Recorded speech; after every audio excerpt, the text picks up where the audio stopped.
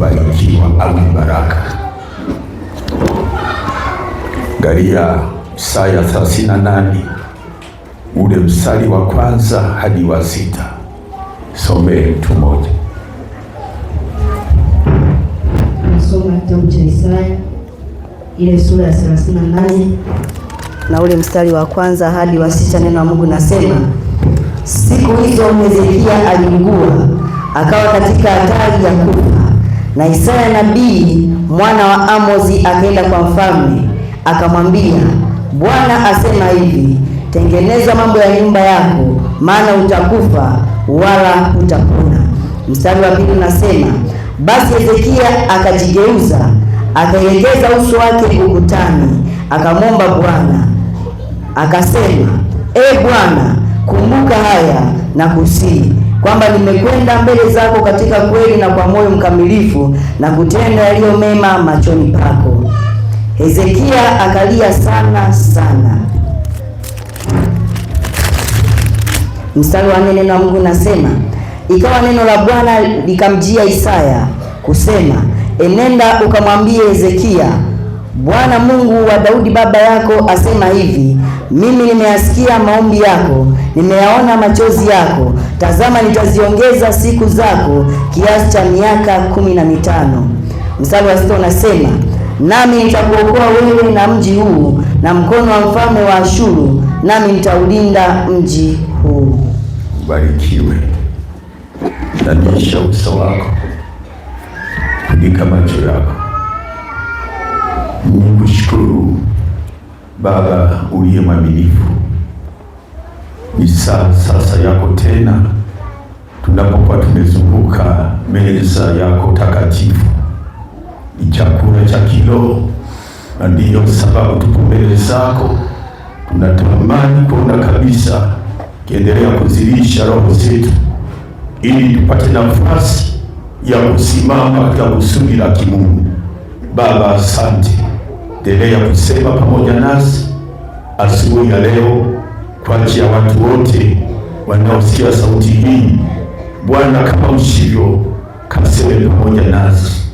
Roho Mtakatifu ahudumie mkutano hii na ulinzi wa kimungu. Kwa jina la Yesu Kristo niombe na kushukuru. Sema amina. Kumtumikia Mungu ni kubarikiwa. Kumtumikia Mungu ni baraka. Tumesikia habari za mfalme Hezekia. Biblia imesema ya kwamba aliugua karibu ya kufa. Neno likamjia nabii Isaya anayeweza kuona, maana kazi ya manabii wanaona hata kabla jambo linaweza kutokea. Kazi ya nabii huwa anaona, kwa lugha nyingine anaitwa mwonaji. Akamwona Hezekieli yu karibu ya kufa, akatuma na huyo nabii Isaya kwamba nenda ukamwambie Hezekieli, gonjwa aliyoweza kugua huu hakika hataweza kupona, ataweza kufa.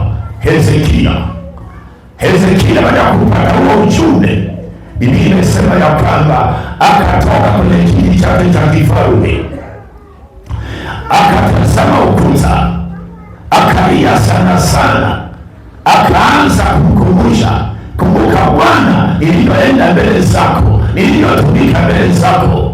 Anaendelea kulia katika sura hiyo, katika hali hiyo. Neno likapitia tena nabii Isaya. Mungu akamwambia, nenda ukamwambie mfalme Hezekia maombi yake na dua zake na ukumbusho wake nimekwisha kusikia, na nimekwisha kulemia, na nimekwisha kumwongezea miaka 15. Hebu shangilia kwa Yesu Kristo. Kumtumikia Mungu kuna baraka. Bwana wetu asifiwe. Yaani unapomtumikia Mungu huwa hizi ipo baraka. Biblia inasema ya kwamba ya maombi ya Hezekia ni kwa sababu alikuwa anamkumbusha jinsi alikuwa anafanya Hezekia. Kila mtu duniani hapa anatakiwa kumkumbuka Yesu Kristo, anatakiwa kumwamini Yesu Kristo, anatakiwa kuishiria maisha yake kwa Yesu Kristo, na anapokuja kwa Yesu Kristo halijaishia kwamba atamwamini tu, amtumikie Mungu. Jina la Bwana libarikiwe. Maana kuna maeneo mawili tu katika ulimwengu wa dunia hii. Ukikataa kumtumikia Mungu, maana utamtumikia shetani. Ukikataa kule kumwamini Yesu Kristo na Mungu, maana utamwamini mtu mwingine tena. Kwa hiyo katika hali ya utumishi, unapomtumikia Mungu, ndilo tamanio la Mungu. Kila mshirika, tamanio la Mungu awe ni mhudumu. Yaani unapompokea Yesu Kristo, Mungu anatamani unakuwa mhudumu. Maana utafika wakati mgumu, unafika wakati wa wewe na Mungu, unafika wakati wa wewe na tatizo, unafika wakati wa wewe wakati mwingine hata na shetani. Biblia inapoongelea mtumishi na mhudumu yana maana moja. Yaani mtu anapohudumu na mtumishi maana yake ni moja katika Biblia. Kumtumikia Mungu ni kubarikiwa. Jina la Bwana libarikiwe. Utumishi wa kweli, napenda unisikia asubuhi ya leo, huwa unawekwa moyoni.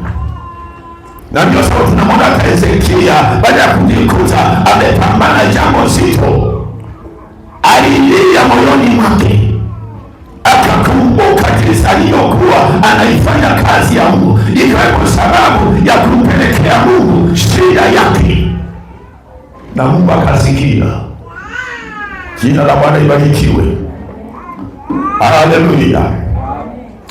Huwa kuna miujiza ambayo imejificha kwenye utumishi. Unapokuja mpaka Yesu Kristo na kumwamini Yesu Kristo, sasa kinachotakiwa ni kwenda kumtumikia. Sasa kuna miujiza ambayo umejificha kwenye utumishi. Hata kama ni kuponywa, umejificha kwenye utumishi. Hata kama ni ulinzi, unapotumika mbele za Bwana, huwa kuna miujiza yako imejificha kwenye utumishi. Hata kama ni baraka zako, huwa ziko zimejificha kwenye utumishi. Tumemsikia hapa Shemasi Hema, kijana mdogo. Haleluya, haleluya. Wiki zinazokuja tu anachana mbuga kwenda kuingia kidato cha 5. Kijana huyu naweza nikamshuhudia au nikamsemea, na yeye asija akajikuta akavimba kichwa, aendelee kushuka tu. Haleluya. Alikuwa anapambana sana hapa kanisani, sana sana, lakini matokeo yake kule shuleni yalikuwa yako chini sana, yalikuwa yako chini sana. Siku moja niko hapa kanisani, anatoka kule shuleni, alifika analia, anaangua kilio, anasema, baba, tazama kule shuleni, yani mambo yamekuwa ni magumu, sina mbele wala nyuma, matokeo yangu yanaendelea kushuka. Bwana wetu asifiwe. Bwana wetu asifiwe. Yanaendelea kushuka. Kamwambia, simama mbele za Bwana, na kwa sababu unaendelea kumtumikia Mungu, Mungu ataonekana. Bwana wetu asifiwe. Yametoka matokeo yakaja vizuri, lakini Mungu tena hakuona ya kwamba akomee hapo tu, akaona tena, songa mbele mwanangu. Jina la Bwana libarikiwe. Haleluya. Tunahitaji sana kumtumikia Mungu. Yaani unapomtumikia Mungu ni baraka. labda wewe unapindisha, labda wewe unachanganya, lakini kama unanyosha mbele za Mungu, unaelekea kwenye baraka, kama aliyosimama mtumishi wa Bwana Hezekia. Amepata jambo zito, anayo mateso ndani ya mwili wake, lakini yeye akaanza kukumbuka, akaanza kumkumbusha Mungu, kumbuka Baba. Kumbe utumishi wetu huwa unatenda kazi, huwa unaongea, huwa unazungumza, huwa una macho, unatazama. Kwa unapofika wakati unamkumbusha Mungu kwa ajili ya maisha yako na kwa kazi yako na jinsi unaweza kumfanyia Mungu kazi. Leo watu wengi wanataka tu waje kwa Yesu Kristo, lakini hawataki kumtumikia Mungu. Kuna kanisa moja